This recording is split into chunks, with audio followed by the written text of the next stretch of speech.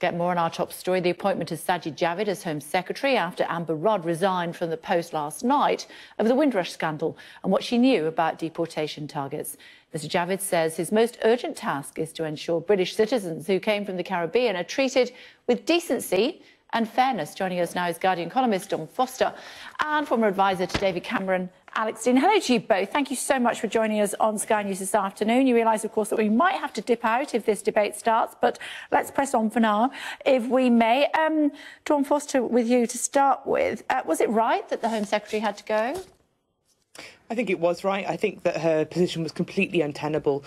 First of all, the Windrush scandal has been horrific. It's really impacted on a lot of lives. But there have been a lot of questions over what she knew, when she knew it, and exactly who was involved. I think the issue is that she has been used as a human shield by Theresa May. Theresa May brought these policies in herself when she was Home Secretary. And I think it's very worrying that, Theresa May has pushed Amber Rudd out. Amber Rudd's left and, hopes that will be the end of it, when we really do need to look at who knew what when and exactly why this was enacted. What does it mean for the Prime Minister, Alex Deane? Well, of course, it means that she's lost a trusted member of the Cabinet and someone that took over the important brief that she had. It also means, of course, that she's had to make new appointments. Fortunately for her, Sajid Javid in the wings, a tremendously talented appointment, made, of course, on merit, but one note too in passing, the first person of minority ethnicity to hold the post, and that's tremendous appointment on merit under the Conservative Party. Stand by, guys, if you would. I'm so sorry, Alex. Sure. We just want to go to the House of Commons with you in just a moment or two. Here we go. Let's return to the debate we were having a short time ago about the appointment of Sajid Javid as Home Secretary after Amber Rudd resigned from the post about 10 o'clock last night over the Windrush scandal and what she knew about deportation targets. Mr Javid says his most urgent task is to ensure British citizens who came from the Caribbean are treated with decency and fairness. Joining us a short time ago, still with us, Dawn Foster, from The Guardian, and also Alex Deane, former advisor to David Cameron. Hello to you again. Thanks for standing by. Dawn, I want to come back to you. Actually, no, I interrupted you, didn't I, Alex, with that debate. So if you'd like to finish the point that you were making about what difference it makes to the Prime Minister.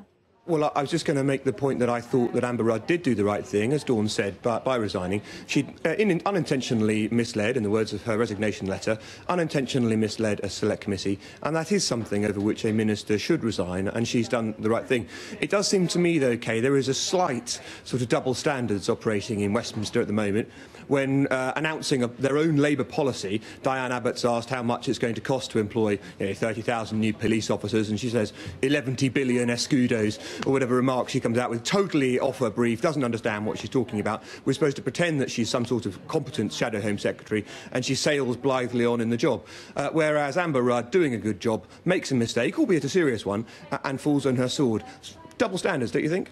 Is Labour stepping up to the plate, do you think, Dawn Foster, or is it double standards? I don't think it's double standards. I think it's a very worrying thing to deport a number of people who are British citizens and, have been British citizens for decades. I think that Labour, and especially Diane Abbott and David Lammy, have been very strong on this point. And obviously they've picked up a lot of reporting from my own newspaper. But I think they've been very strong on this. They've been very strong on the fact that a lot of their constituents have been affected. And I also think this isn't the end of the immigration scandal for the Conservatives. We've looked at the Windrush generation, but there are a lot more people who may have been deported in error, as the Conservatives say, and I think that this will rumble on. At the moment, Amber Rudd has left because of a memo that she was briefed into, but we haven't actually looked at the issues around the Windrush scandal that led to this scandal, coming out in the first place. Okay, I listened very carefully to what Dawn was saying, and at the end of Dawn's answer, she's saying that people may have been deported that shouldn't have been, and of course that would be terrible if it had happened. But Dawn, you began by saying that people have been deported who shouldn't have been, and I haven't seen that confirmed. Are you saying that as a matter of fact, people have been deported who shouldn't have been? Yes, ever since 2013, the hostile environment has been in place. There have been a number of people interviewed who've been moved back to Jamaica when they've never been there. A lot of people have been either detained in the Old Wood, or some people have come out, been interviewed on Channel 4, and said that they were sent back to places they didn't recognise. It's different, though, isn't it? That someone may, of course, be telling the truth in those circumstances, or they may not be. Someone claiming to have been wrongly deported, who has been deported, may not be right. I was asking you, of course, may also reporting be right. from The Guardian, that have those claims been verified?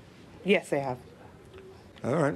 Oh, as I said, it was Channel 4 News, not The Guardian, but, you know, I trust Channel 4 News. Oh, me too, implicitly. My goodness me, where would we be without them? All right, the two of you can have a love-in about Channel 4, all right. Yeah, whatever.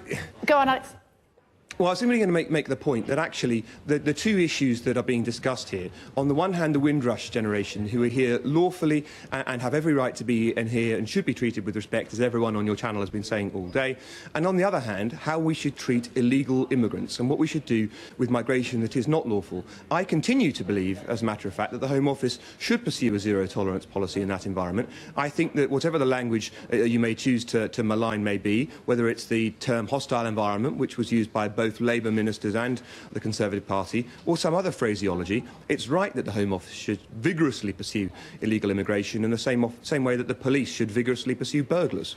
Are we conflating two issues here, Dawn? One of them being the Windrush scandal and one of them being immigration numbers? I think the thing that ties them together is Home Office incompetence. We don't have a huge amount of confidence in the Home Office at the moment, and we also know that with legal aid cuts, a number of people, you know, who have sought aid for their appeals around immigration are not getting the support they need. I've seen a lot of lawyers who are extraordinarily upset about not just the Windrush generation, but the cases they see every single day. A lot of people who are having real trouble accessing the rights that they should have in Britain if we are a democratic society.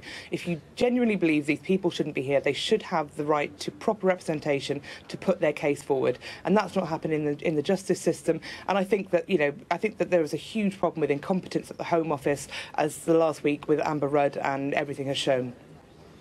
Yeah, it's very easy to call civil servants incompetent and indeed ministers incompetent. They are, of course, people doing their best to do a good job, and sometimes they will fall short of the standards that they should reach. But where may surprise you, where I do agree with Dawn, is that we've got a problem in our justice system. Because of my background as a barrister, I see it more in the criminal justice system than in the immigration system. But it is true that advocates are very short on resources, in the criminal justice system at least chronically underpaid, and as a result we're seeing suffering in the criminal justice system. I'm well prepared to believe that that's carrying over in the immigration system too. But that's different from the discussion about the principle, about whether or not we should vigorously pursue illegal migration coming into this country. I, for one, believe that we shouldn't let the absolutely valid points being made about the Windrush generation distort or deflect us from pursuing that path. On the one hand, people who have rights in this country should have them vigorously upheld. That's the point of living in a liberal democracy. On the other hand, the way that you get to protect your democracy is to be able to ensure that the state has the ability to control who comes here and the manner in which they come. And we should make no apologies for trying to do that. Dawn Foster, what should happen to Theresa May? I think, to be honest, Theresa May does need to stand down. I think that Amber Rudd, as I said, has been used as a human shield, and this has come since she was Home Secretary. She brought this in. She wanted to be tough on immigration, and she helmed for 5 years a department which is in absolute tatters at the moment, and it's in tatters not because of civil servants who can't do their jobs. It's in tatters because of policies that have been aggressively pursued by the Conservatives since 2010, ramped up in particular in 2013, and now in 2018 we're seeing the complete and utter fallout. I think she has to accept responsibility for what she's done in the last few years, and I think a lot of people want to see that. You've got to be kidding, haven't you? I mean, I don't think anyone would pretend that the departure of a Home Secretary is positive. I, as a Conservative, hold my hands up and say, bad day for the Conservative government. But honestly, these calls for the resignation of our Prime Minister might have a bit more credence if they weren't coming from the left, which, under Jeremy Corbyn, has seen dozens of resignations from their front bench, and not over their own issues, as with Amber Rudd, but over their distrust and lack of confidence in their own leader. Jeremy Corbyn has had dozens of ministers resign because they're not willing to serve under him. I mean, that's a leader who ought to resign. Take the plank out of your own eye before spotting the speck of dust in ours. Dawn? I think no. I mean, even if you try and conflate squabbles within the Labour Party with actual real-world impact on people's lives, I think that's a really, really strange metaphor to make.